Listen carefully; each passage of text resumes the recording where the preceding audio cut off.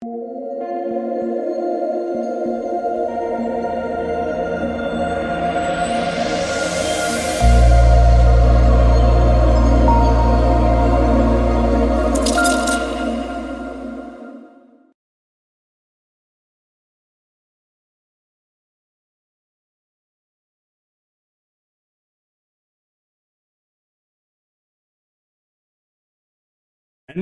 DFS. NBA Daily Fantasy Sports.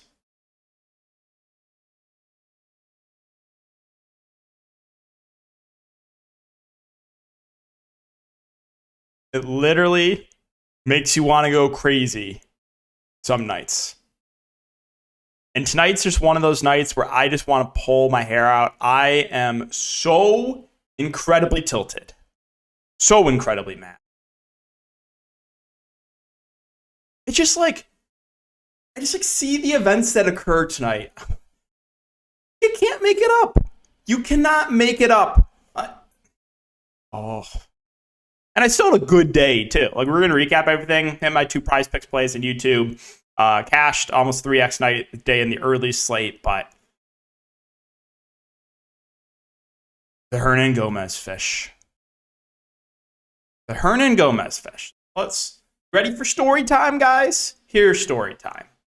I played Guillermo Hernan Gomez a week ago. Same exact spot. Half the team out. I play him. Low ownership. He was like mid price. Like, yeah, if he touches the court, he's gonna have a good game. DNP. They run an 8-man rotation, and Hernan Gomez does not play with half the team out. So, going into tonight, everyone, including myself, I thought Hernan Gomez was going to start. Like, I had Hernan Gomez in my lineup. Everyone thought he was going to start. He was massive chalk across the industry. And then he doesn't start. They surprisingly go with Larry Nance. So, factoring in ownership and factoring in DNP risk, he was by far the worst play at the slate. And Jesse tweeted about this too. This made me laugh. He said he became a mouth breather today and forgot to take out Hernan Gomez because he got caught up doing other stuff. And this is what I'm talking about, right? This is what a lot of the fish will do. They fall asleep at the wheel, okay? They fall asleep at the wheel. Jesse admitted it. Jeremy even admitted it. 2 guys, 2 super sharp players, they forgot to pivot off. And that's just how I guess you have to win in NBA DFS nowadays. Just go to bed at lock. Don't swap. Just put your phone away and enjoy the night, and you'll win all the money.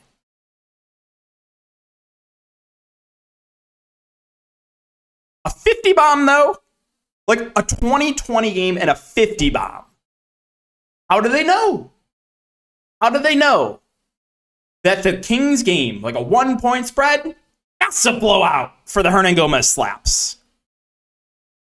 A 50 bomb. I play at no ownership a week ago, same exact spot, DNP.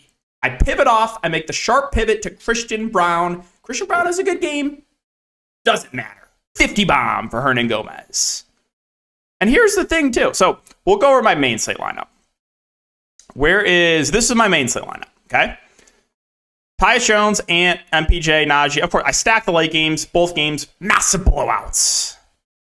Unreal. CJ played like 2 first half minutes. That was just oh my gosh. So incredibly tilting. But, okay, so the funny part was, if I would have just kept Hernan Gomez, I would have cashed. Where was the lineup? He had the exact same lineup as me, which I originally had, but I swapped to Brown. This was my exact lineup. Tyus Jones, Bruce Brown, MPJ, Najee, Hernan Gomez, CJ, Edwards, Sabonis. And I pivoted to Christian Brown. And I get punished for it. And Christian Brown had a good game. He went for almost 30. Would have done even better if the game didn't randomly blow out. A 50 bomb for Hernan Gomez. And I will admit, too, where's my late slate? I forgot to swap off him on my late slate.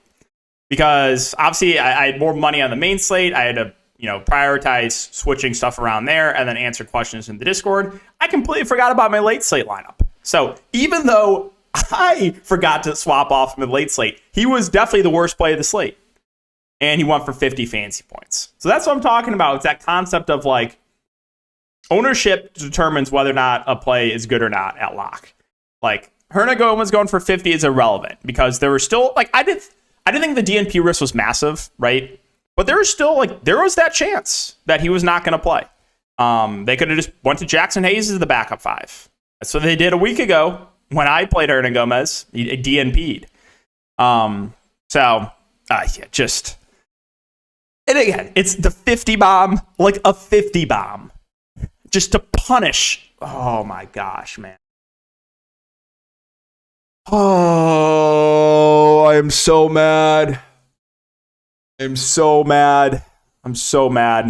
Going over some other stuff, I took Kyle Anderson over 4.5 rebounds. Injured. Had 3 rebounds at half. Limited minutes in the first half. Injured. Took CJ McCollum over fantasy points. Played 5 first half minutes with the team to himself. 5 first half minutes for CJ. Team to himself. Massive blowout to bail out the faders.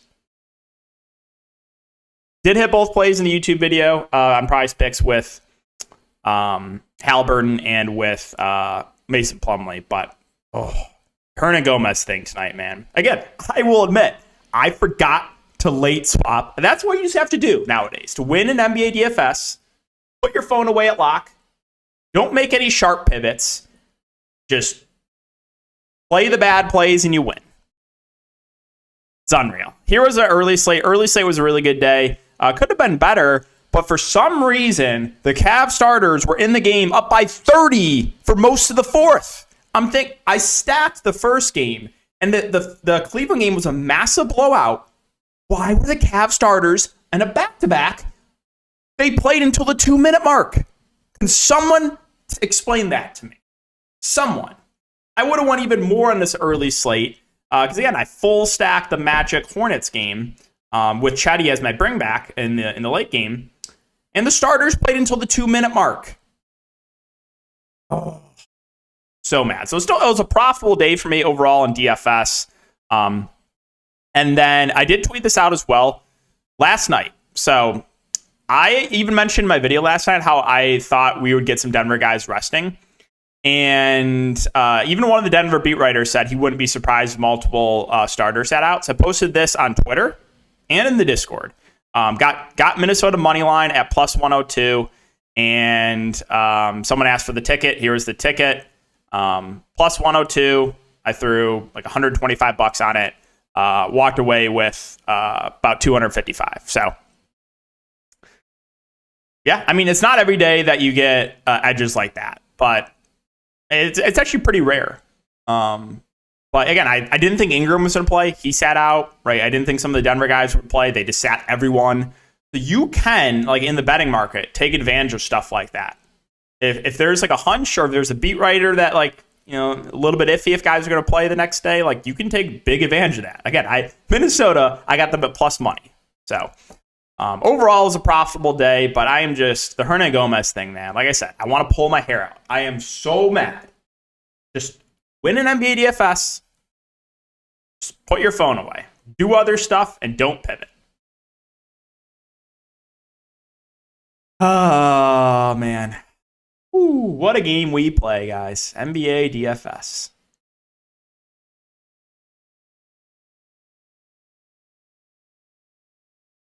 All right, let's talk about this 8-game slate. So we'll start off with the Cleveland side. I like a lot of the main Cavs here. Oh, really quick, Prize Picks, guys, they are the sponsor of the video. Again, keep an eye out for future content from me. But player prop site, you can use the code DKDFS. 100% match up to $100. It's $300 to play with on the site. Link down below. And if you're looking for more in-depth content, my Patreon is also linked there. But back to Cleveland. So, I mean, Mitchell, Garland, Mobley, and Allen, I think are all pretty solid plays here in a good matchup. Mitchell's been kind of quiet of late. He got the game where he got ejected. The game tonight, he didn't have the best game, but reasonable price point for him. Garland got a bit of foul trouble, but he's at a fair price. I like the front court with Mobley and Allen. So, like, the main 4 guys, I think, look pretty good. And then if LeVert is out, I have interest in Rubio and Chetty. Now, I'm not sure if Rubio will play on a back-to-back. He didn't play in the last back-to-back, so he might sit. And if that's the case, if LeVert's out and Rubio sits, then I think you get a good amount of run for Chetty Osman. So he is someone that if both LeVert and Rubio are out, I like him a good amount for value. Coro had a really big game last game. I would rather play Chetty in that scenario, though, if LeVert and Rubio are both out. You'll get some run for Dean Wade. He's kind of just surpassed Kevin Love in the rotation, so he's playable at 3.2 as well. On the Washington side, so Kuzma's out. Brad Beal is questionable. If Beal's out, I mean, Porzingis is a solid GBP play just because it's like team to himself, right? But it's a really bad matchup against this Cleveland front court, so that is the downside. If Beal's out, then this group of guards like Morris and DeLon Wright and Kendrick Nunn all look a bit better. Kispert would most likely start in that scenario. Probably play a lot, probably not do a lot with the minutes, but he's got the shooting guard small forward eligibility, so he's a fair value play. And then Deni Avdija would probably be, the second guy offensively. He's been playing well of late. Outside of the one game, he shot 0 of 8. He would be playable. Gafford would be fine, but it would be, again, Porzingis at the top, and then some of these cheap guards if Brad Beal is out too. Boston and Detroit, so a little bit of blow risk here. Detroit's awful. Boston's a really solid team. Still no Marcus Smart. Tatum, Brown. You want to play either? Fine. Be my guest. They both feel priced about right. Brogdon, Derek White, do look a little bit better. Smart out. Brogdon's minutes have been down a bit of late, though. Like, if he plays well, they can play in mid-30s minutes. Like, we saw that stretch of 4 straight games where he's playing like mid-30s minutes. But last couple games, only 22 minutes. That's a bit concerning, especially for a guy at his price point. Derek White has played over 30 minutes last few games. They're both fine. Robert Williams, Al Horford are both playable. Robert Williams hasn't been the best point per minute this year. Like, he was much more productive as far as point per minute last year goes. And then, that's kind of it. So Boston, pretty boring team to talk about. On the Detroit side, not a ton here. I will say if Isaiah Stewart's out, then Duren looks a little bit better at 5-1. The positive with some of these young Pistons too is even if they get blown out, like they can close games. Like you had the one game where Duren was giga chalk like 2-3 weeks ago, and he wasn't doing much, and then just closed in a blowout and absolutely smashed. That put me on full tilt mode. If you think the game stays competitive, you can take a shot on Bogdanovich or Sadiq Bey. Burks most likely continues to start, but there's not much here on the Detroit side I love. Clippers and Nets. So I finally fade Paul George. I finally don't take his over PRA, and he absolutely smashes. It's just so typical. Kawhi and Paul George are both fair spend-ups. Neither of those guys are priorities. Powell and Zubac are playable in tournaments. Morris feels priced about right. You want to take a shot on a 3.8K Reggie Jackson, that's fine. Minutes, only played 14 last game, but he can play more. Like he's played 20 plus previous to that, so playable in GPPs. On the Brooklyn side, so this is where things can get really interesting, obviously. I retraded, KD out, Seth Curry out, Warren's back. We don't know the status of Ben Simmons. So if Ben Simmons is in, I think the starting lineup would be Edmund Sumner, Ben Simmons, Joe Harris, Royce O'Neal, Nick Claxton.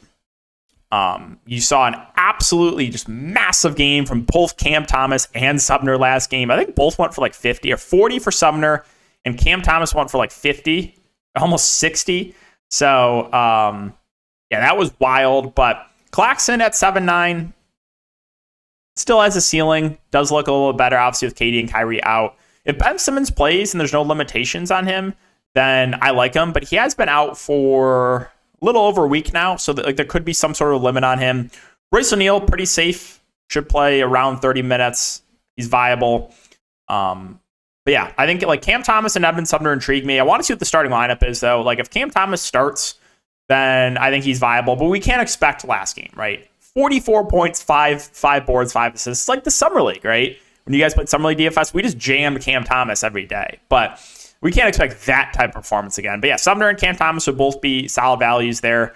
Joe Harris has been not great of late. Also, his minutes have not been great, even while starting. I think TJ Warren kind of intrigues me. I assume he would come off the bench.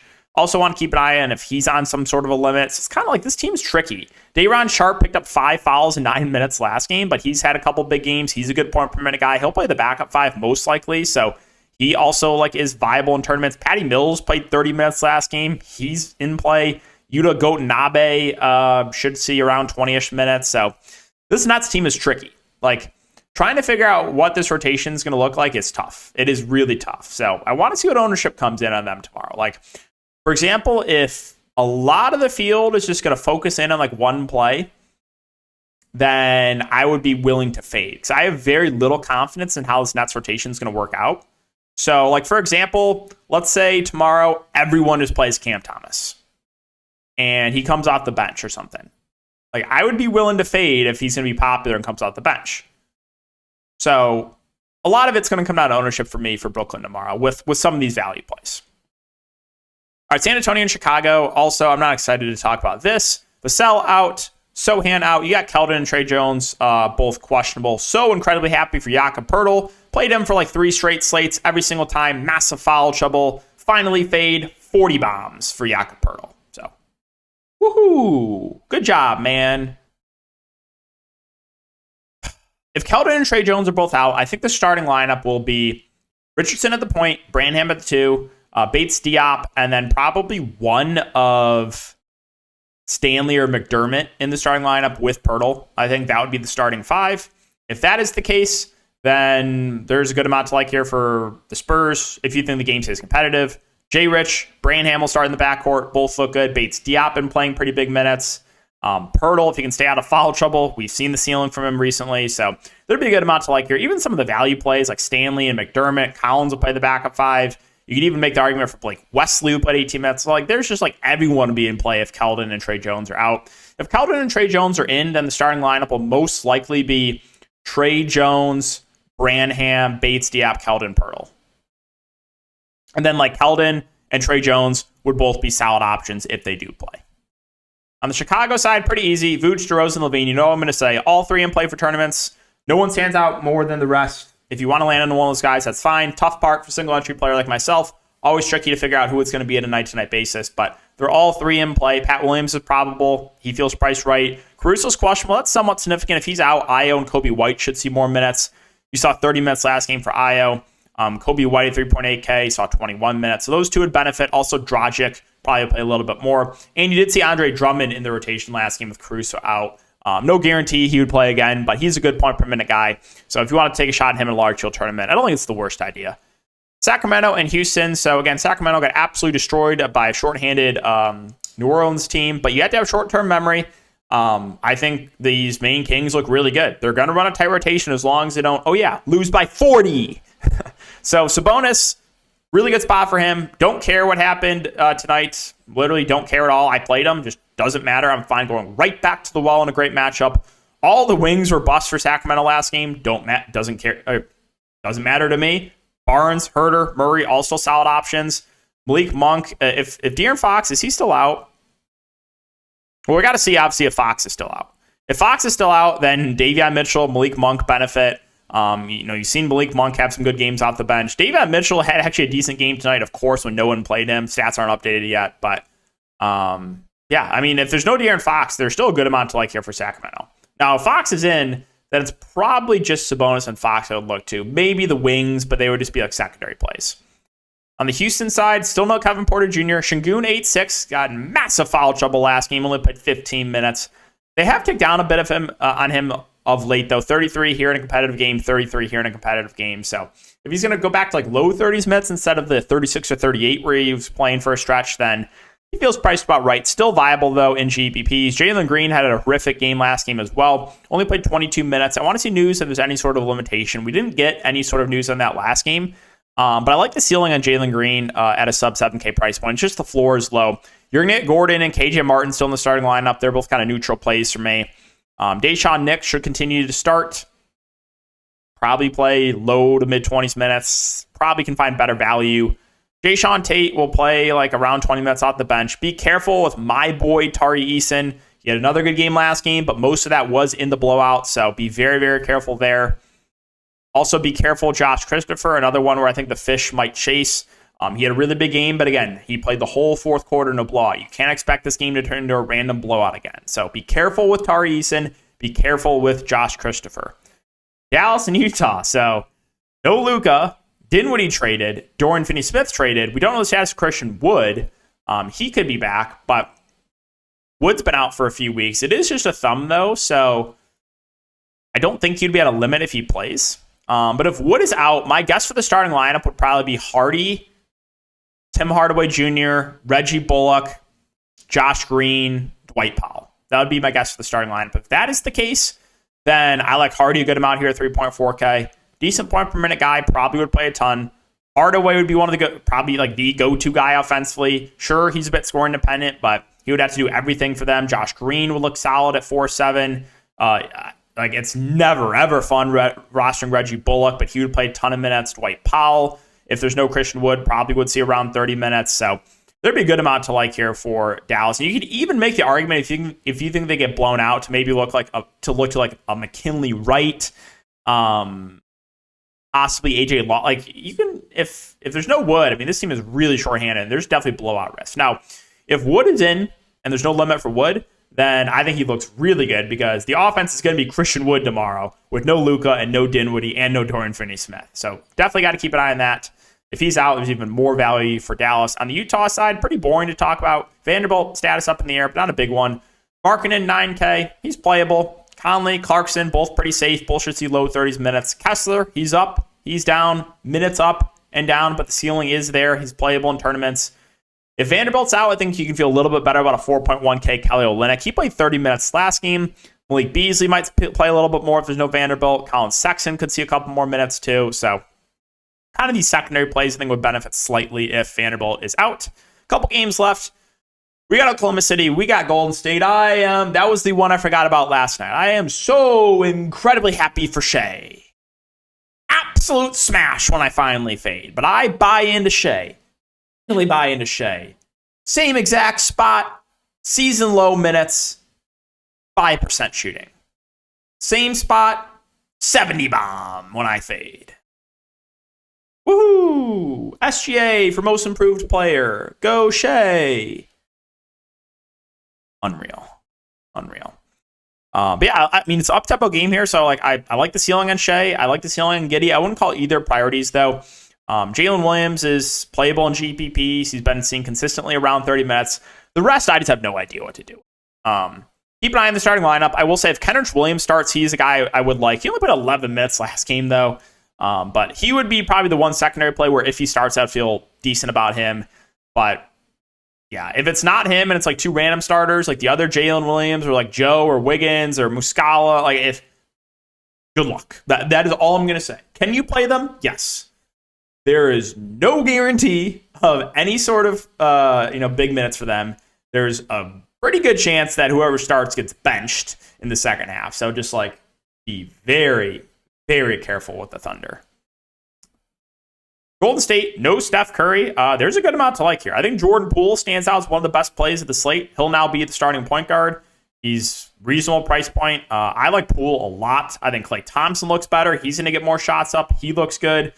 Wiggins, I think, looks a little bit better. He had a horrific game last game, but he looks better. Draymond Green will probably do a little bit more of the ball handling. I think he looks like a very safe play. You're going to get Looney in the starting lineup at 4-7, most likely playing mid-20s minutes. That's fine with me.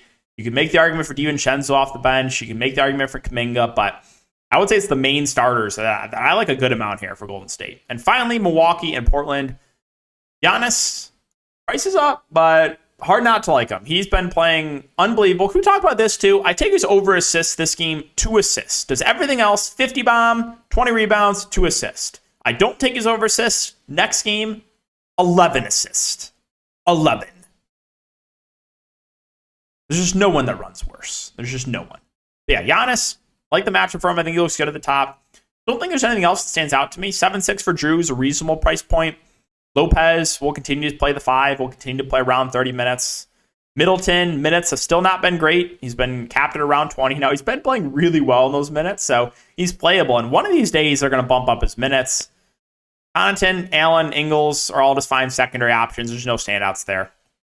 Finally, Portland. So, Dame Lillard is 10-6. I like the ceiling on Dame. He's playing 40 minutes a game, so he's firmly in play. Nurkic is out. Simons, Grant, Hart, all fine options. Josh Hart, the cheapest. He's probably the easiest to get to. Back-to-back really solid games. Back-to-back games where he smashes the rebounds. But when I finally take his over rebounds, 2 rebounds. 2 rebounds in 32 minutes. Every other game, 12 rebounds, 9 rebounds, 12 rebounds. I take his over rebounds, 2. 2. Eubanks and Watford will split the center position. If we get another situation like last slate where everyone just jams Watford, I would much rather play Eubanks or fracture the ownership. 26 minutes for Eubanks last game, 22 for Watford. Both are fair value plays. Comes down to ownership, though. Again, 2 slates ago, everyone played Eubanks. No one played Watford. That last slate, because Eubanks got in foul trouble 2 games ago, everyone played Watford and chased it. So this one, once again, comes down to ownership. If you get another situation like last slate where everyone just goes to Watford, then I would say he's fish food, and I would much rather play Eubanks for fraction ownership. They're going to go with the hot hand with Eubanks and Watford. If a lot of the field's just going to gravitate towards one of those guys, I'm just going to play the other, right? So, yeah. If Watford is chalk and gets there again for the people, I'll be very, very happy and not tilted whatsoever.